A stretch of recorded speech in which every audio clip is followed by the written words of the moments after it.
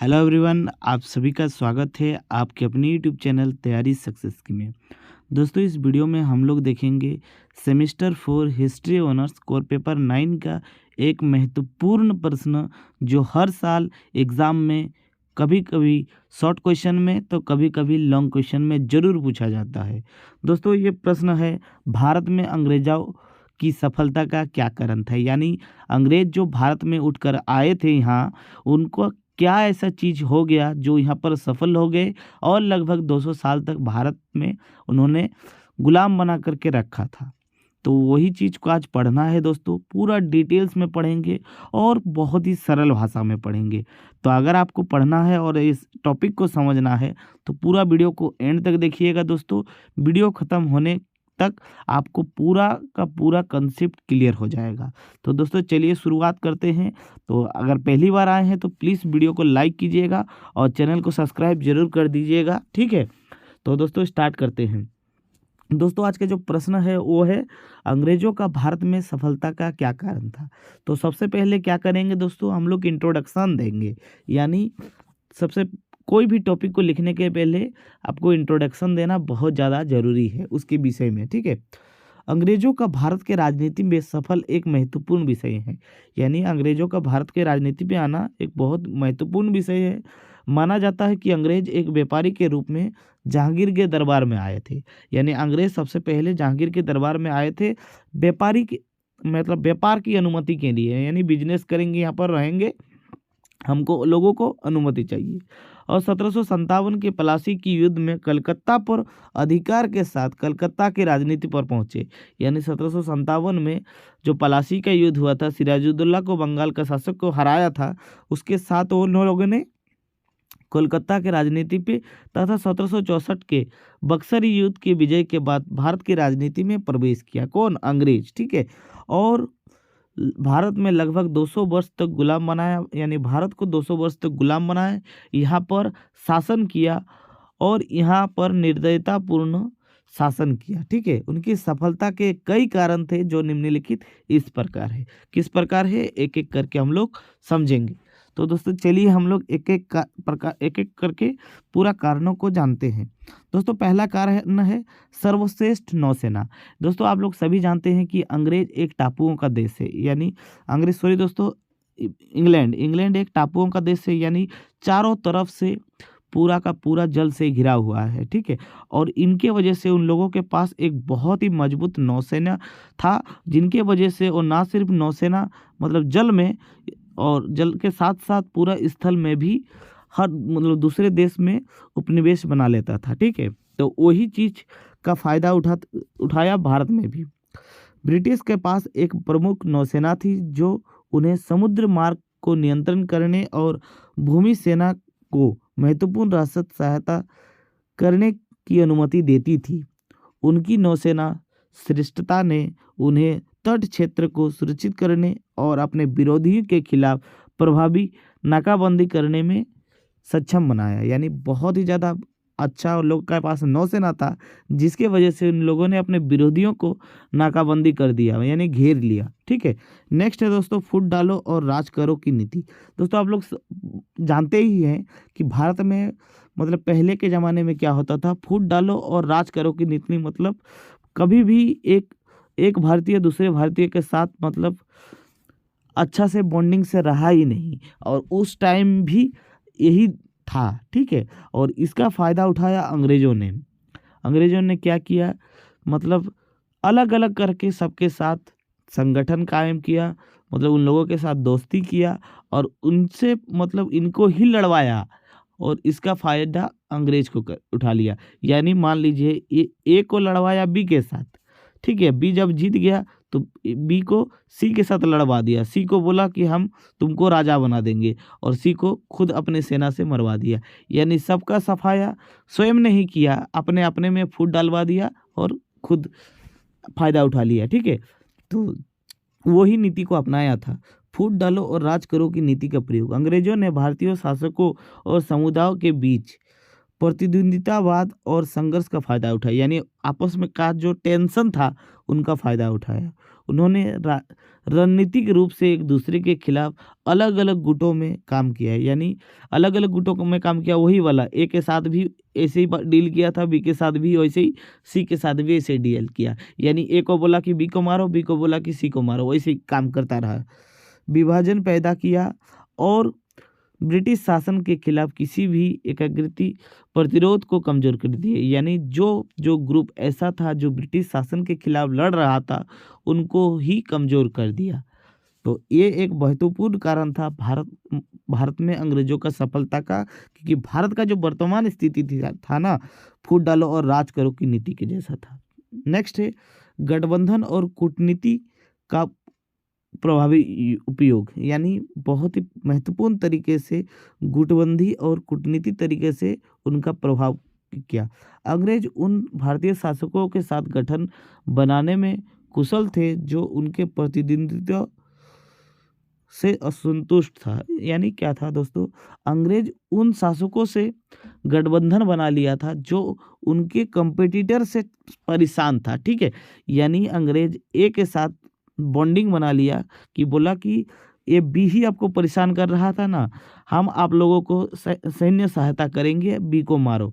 और बी को जैसे ही मार दिया तो यहाँ का जो सैनिक था उनको भी अपन साथ में ले लिया और ए को भी निपटा दिया और पूरा का पूरा को अपने ही अंडर ले आया।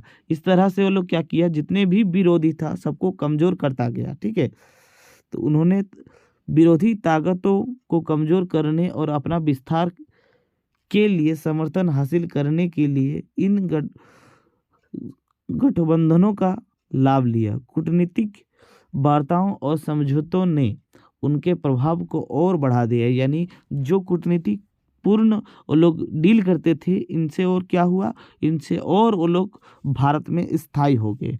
नेक्स्ट था दोस्तों तकनीकी प्रगति। तकनीकी प्रगति का मतलब क्या होता है दोस्तों, उस टाइम भारत में कोई भी मतलब सोशल मीडिया टाइप नहीं था या फिर कोई भी ऐसा चीज़ जो संचार प्रणाली को बढ़ावा देगा। अंग्रेज ने क्या किया, रेलवे लाइन बिछाया, टेलीग्राफ लाइन बिछाया और आधुनिक संचार प्रणाली जैसे उन्नत तकनीकी और बुनियादी ढांचा का शुरुआत किया। दोस्तों ये उनके फ़ायदा के लिए किया गया था। रेलवे का विकास इसलिए किया गया था ताकि एक सामान को दूसरी जगह पर ले जा करके तुरंत लोग ले करके अपना देश भाग सके। ठीक है, इसलिए रेलवे का विकास किया गया था। टेलीग्राफ लाइन इसलिए ताकि उन दोनों उनके बीच में मतलब वार्ता होता रहे। ठीक है, इसलिए वो लोग ने इन सारे सुविधाओं को शुरुआत किया था। इन प्रगतियों ने कुशल शासन, व्यापार और सैन्य संचालन की सुविधा प्रदान की, जिससे भारतीय क्षेत्र में उनका नियंत्रण बढ़ता गया। तो ये भी एक कारण था दोस्तों भारत में उनका मतलब सफलता का। नेक्स्ट है प्रशासनिक क्षमता। दोस्तों प्रशासनिक क्षमता क्या होता है मैं आपको पूरा अच्छा से समझाऊंगा। दोस्तों प्रशासनिक क्षमता ये है कि उनको किस तरह से शासन किया जाए, वो व्यवस्था अंग्रेजों में फूट फूट कर था। क्योंकि दोस्तों अंग्रेज पहले से ही प्रशासनिक और ब्यूरोक्रेसी यानी आईएएस वाला वो लोग एग्ज़ाम में मतलब निपुण था। भारत में पहले आईएएस का एग्ज़ाम नहीं होता था, तो क्योंकि ये सब आईएएस का एग्ज़ाम भी दोस्तों अंग्रेज़ों का ही देन था। तो इसलिए वो लोग एडमिनिस्ट्रेटिव वाला सिस्टम में बहुत ही ज़्यादा निपुण था। उन लोगों को शासन पद्धति में बहुत ही ज़्यादा महारत हासिल था, जिनका फ़ायदा आकर के वो लोग यहाँ पर उठाए। अंग्रेज़ों ने भारत में एक सुव्यवस्थित प्रशासनिक प्रणाली स्थापित किया। ठीक है, यानी किस तरह से शासन करना है वो प्रणाली उन लोगों ने यहाँ पर स्थापित किया, जो कुशल नौकरशाही और स्पष्ट कानून ढांचा की विशेषता थी। उन्होंने राजस्व संग्रह, न्याय प्रणाली और शासन जैसी क्षेत्र में सुधार पेश की, जिससे स्थिरता प्रदान हुई और उनकी शासन की सुविधाजनक बना दिया। यानी उनका जो शासन था वो सुविधाजनक बना दिया उनके कुशल प्रशासनिक व्यवस्था ने। दोस्तों नेक्स्ट है योग्यता के आधार पर अधिकारों का चयन। दोस्तों पहले क्या होता था, एक राजा का बेटा को ही राजा बना दिया जाता था। अगर वो योग्य है तो उस काम तो सही होता था, लेकिन अगर वो अयोग्य है तो क्या होता था, उनका वंश के लिए ही वो घातक सिद्ध हो जाता था। लेकिन अंग्रेज़ों ने ऐसा नहीं किया। अंग्रेज़ों ने क्या किया, योग्यता के आधार पर उन लोगों ने मतलब अधिकारी बनाया। अगर मान लीजिए कोई ए है, ए का बेटा बी हुआ तो बी को राजा नहीं बनाया, उन लोगों ने अधिकारी नहीं बनाया, जो योग होगा उसी को बनाया। इससे क्या हुआ, उन लोगों का जो प्रशासनिक व्यवस्था था ना वो बहुत ही ज़्यादा मजबूत होता गया। लेकिन ये सब चीज़ भारत में देखने को नहीं मिलता था पहले के ज़माने में, ठीक है। योग्यता के आधार पर अधिकारियों का चयन, अंग्रेजों ने अधिकारियों का चयन वंशानुगत, जाति या कबीले से संबंधित बजाय विश्वसनीयता और कौशल के आधार पर किया। यानी पूरा विश्वास और कौशल के आधार पर उन लोगों का चयन किया था, जिससे उन्हें अपने रैंक और सक्षम नेता रखने की अनुमति मिली, ठीक है। दूसरी ओर भारतीय शासक अक्सर जाति, व्यक्तिगत संबंधों के आधार पर प्रशासक और सैन्य अधिकारियों का नियुक्त करता था। आप जानते हैं ये एकदम सही है, क्योंकि भारतीयों में पहले से ही ये चीज़ प्रचलन रहा है, जिससे कभी कभी योग्यता और क्षमता की अनदेखी की जाती थी। यानी जो पहले योग्य व्यक्ति होता था उन लोगों को नहीं मिलता है, और वर्तमान में भी दोस्तों ये देखने को मिलता है, थोड़ा बड़ा ही सही लेकिन मिलता है, ठीक है। नेक्स्ट है नेतृत्व का गुणता। दोस्तों ये नेतृत्व बहुत ही ज़्यादा इम्पोर्टेंट है, लीडरशिप बहुत ही ज़्यादा जरूरी है, और जो अंग्रेजों में दोस्तों फूट फूट कर देखने को मिला। रॉबर्ट क्लाइव, वारन हेस्टिंग, आर्थर वेलेज़ली जैसे ब्रिटिश नेताओं ने असाधारण नेतृत्व कौशल का प्रदर्शन किया। उन्होंने नेतृत्व को मजबूत दूसरे पंक्तियों का समर्थन किया। यानी क्या था यहाँ पर दोस्तों, आप लोग जानते ही हैं कि पहले के टाइम पे जो हिंदू और मुस्लिम होता था वो लोग साथ में रहते थे, ठीक है। और हिंदुओं का जनसंख्या पहले से ही भारत में ज़्यादा है, और जो मुसलमान होते हैं उनका जनसंख्या पहले से ही यहाँ पर कम था। इसलिए जो नेतृत्व करता था, ब्रिटिश नेतृत्व करता, वो लोग हिंदुओं को साथ में नहीं लिया, वो लोग मुसलमानों को साथ में लिया, इन लोगों को आपस में लड़वाने के लिए, ठीक है। और दोस्तों ये कार्य अभी भी वर्तमान में नेता सब करते हैं, लेकिन आप लोग शिक्षित हैं, आप लोग इन सब के चक्कर में मत रहिएगा, ठीक है। आप लोग खुद जानते हैं कौन सही है कौन गलत है, ठीक है।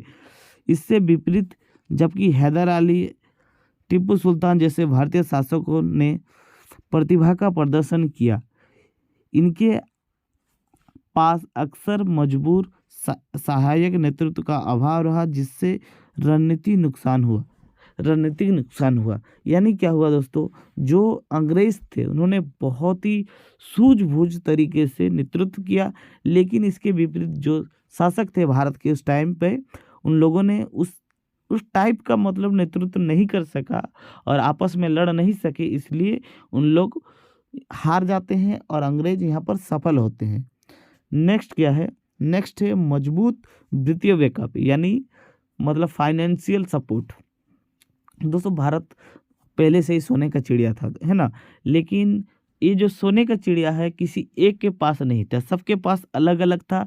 और भारत में एक प्रचलन पहले से ही है कि कोई अपना संपत्ति का मतलब जाहिर नहीं करता है, सब अपना, किसी के पास 500 रुपया भी है ना दोस्तों के पास, तो वो नहीं बोलेगा कि मेरे पास 500 ही है, बोलेगा कि मेरे पास 100 ही रुपया है, ठीक है। इसका विपरीत हुआ अंग्रेज ने क्या किया, जो भी दूसरे मतलब वो लोग क्या किया, दूसरे देशों के पास से पैसा लूटा और एक जगह इन्वेस्ट करने लगे। उन लोगों ने क्या किया, यहाँ पर जो पैसा से मतलब बात माना पैसा दिया, जो मतलब जो लड़ाई से माना उसके साथ लड़ाई किया, और जो फ्रेंडशिप से माना उन लोगों के साथ फ्रेंडशिप किया, ठीक है। और ऐसे मतलब राजनीति में आए। अंग्रेजों के पास अपने शेयरधारकों को भुगतान करने और भारत में अपने योद्धों को वित्तीय पोषित करने के लिए पर्याप्त वित्तीय साधन था, मैंने बहुत पैसा था। उनकी समृद्धि व्यापार गतिविधियों से महत्वपूर्ण धन उत्पन्न हुई, यानी दूसरे को लूटने और बिजनेस से। इसका उपयोग उन्होंने सैन्य अभियान का समर्थन करने के लिए किया। इस वित्तीय ताकत ने उन्हें उन भारतीय शासकों पर बढ़त दिला दिया जो अक्सर वित्तीय बाधाओं का सामना करना पड़ता था। यानी इन सारे सपोर्ट की वजह से उन लोगों को भारतीय शासकों को से आगे ले आया, ठीक है। नेक्स्ट है भारतीय सहयोग का समर्थन। तो दोस्तों ये जो टॉपिक है ये है चापलूसियों वाला का, ठीक है। आप लोग जरूर जानते हैं कि भारत में ऐसा हर एक बात देखा गया कि अगर मान लीजिए ये वाला हिंदुस्तान पाकिस्तान मान लीजिए लड़ाई हो रहा है, तो क्या होता था, कोई ना कोई एक ऐसा मीडिएटर ज़रूर होता है जो इस जगह से बात यहाँ पहुँचाता था और इस जगह का बात यहाँ पहुँचाता था। ये हिंदुस्तान पाकिस्तान लड़ाई हो चाहे कुछ भी हो, चाहे आप कह सकते हैं कि प्लासी का युद्ध जैसे था ना, आपका मीर कासिम, वैसे वाला टॉपिक, ठीक। तो ऐसा एक ज़रूर देखा गया, तो जो भारतीय मतलब कुछ भारतीय थे जो उनका समर्थन करते थे। अंग्रेजों ने कुछ भारतीय शासकों के साथ बंधन बनाया, जिन्होंने अंग्रेजों का अपने प्रतिनिधित्व के खिलाफ संभावित संरक्षक के रूप में देखा। इन संगठनों ने अंग्रेजों को सैन्य सहायता, स्थानीय ज्ञान और खुफिया जानकारी प्रदान की, जिससे भारत में उनकी स्थिति और मजबूत हुई। यानी क्या हुआ, जो खुफिया जानकारी है उन लोगों को दिया, किनको, अंग्रेजों को। तो बोलते हैं ना, घर का भेदी लंका ढाए, तो यही वाला काम बहुत सारे भारतीयों ने भी अंग्रेजों के साथ और तत्कालीन शासकों के साथ किया था, ठीक है। और इसकी के वजह से अंग्रेज मजबूत होते गए। नेक्स्ट है दोस्तों, प्रचार और कूटनीति का प्रयोग। अंग्रेजों ने खुद को स्वदेशी आबादी से अधिक सभ्य और श्रेष्ठ बताते हुए प्रभावी प्रचार अभियान चलाए। उन्होंने अपने हितों की सुरक्षित करने और भारतीय क्षेत्र में अपना नियंत्रण बढ़ाने के लिए कूटनीतिक बातचीत और संधि और गठबंधन का इस्तेमाल किया। यानी जो अंग्रेज था वो यहाँ पर आए थे, उन लोगों ने क्या किया, सबसे पहले तो अपने आप को सभ्य सिद्ध किया, और धीरे धीरे चुपके चुपके उन लोगों ने कूटनीतिपूर्व बातचीत किया, संधि करते गए, और इससे क्या हुआ, उन लोगों का बहुत बड़ा एक नेटवर्क यहाँ पर फैल गया, ठीक है। नेक्स्ट है आर्थिक शोषण। अंग्रेजों ने ऐसी नीति लागू की जो उनकी आर्थिक हितों की प्राथमिकता दी, जैसे भारी कर लगाना, व्यापार में नियंत्रण करना और भारत में संसाधनों की निकासी, यानी भारत में जितने भी संसाधन उत्पादन होते थे उनको लेकर के भागना। इस आर्थिक शोषण ने उन्हें महत्वपूर्ण वित्तीय साधन प्रदान की और उनको शक्ति को और मजबूत कर दिया, ठीक है। मतलब बहुत सारे ऐसे ये किया जिनकी वजह से उनको बहुत ही ज़्यादा फ़ायदा मिला, आर्थिक फ़ायदा मिला। दोस्तों, उत्तर लिखने के बाद आपको निष्कर्ष लिखना बहुत ज़रूरी है। लास्ट में जब निष्कर्ष लिखेंगे ना, तो आपका उत्तर को कंप्लीट माना जाएगा, ठीक है। तो निष्कर्ष कैसे लिखेंगे, भारत में अंग्रेजों की सफलता का श्रेय कई कारकों को जाता है, यानी बहुत सारे तत्कालीन कारणों को जाता है। उनकी महत्वपूर्ण नौसेनीय शक्ति, यानी उनका जो महत्वपूर्ण नौसेना का शक्ति था वो महत्वपूर्ण था। गठबंधन एवं कूटनीति का प्रभाव का प्रयोग, तकनीकी प्रगति, प्रशासनिक दक्षता, मजबूत वित्तीय समर्थन महत्वपूर्ण भूमिका निभाया। अंग्रेजों ने भारतीय शासकों के बीच विभाजन का फायदा उठाया, यानी फूट डालो और राज करो की नीति का फायदा उठाया, और राष्ट्रीय गौरव और एकता की कमी का फायदा उठाया। यानी सभी लड़ रहा था अपने अपने फायदा के लिए, कोई भी ऐसा नहीं था जो अपने देश के लिए लड़ रहा था। दोस्तों 1857 में सभी क्या कर रहे थे, सभी अपना अपना व्यक्तिगत फायदा के लिए लड़ रहे थे। और दोस्तों यही एक महत्वपूर्ण कारण था 1857 की क्रांति का असफल हो जाने का, ठीक है, क्योंकि कोई भी राष्ट्र के लिए लड़ नहीं रहे थे। और इनका फायदा कौन उठाया, अंग्रेज उठाया, क्योंकि दोस्तों अंग्रेज अपने देश के प्रति बहुत वफादार थे उस टाइम के हिसाब से, ठीक है। अभी आप कह नहीं सकते हैं, ठीक है। इन कारकों ने सामूहिक रूप से अंग्रेजों को भारत में अपने शासन स्थापित करने और मजबूत करने में सक्षम बनाया, ठीक है। यही सब कारणों की वजह से अंग्रेज भारत में आके बसे और लगभग 200 साल तक हम लोग के यहाँ पर राज किए, ठीक है। तो दोस्तों ये रहा आज का पूरा प्रश्न, ठीक है। आई होप आपको अच्छा लगा होगा और आपको समझ में भी आया होगा। दोस्तों अगर वीडियो अच्छा लगा है तो प्लीज़ वीडियो को लाइक कीजिएगा, चैनल पे नए हैं तो चैनल को सब्सक्राइब कर दीजिए। मिलते हैं नेक्स्ट वीडियो में, तब तक के लिए जय हिंद।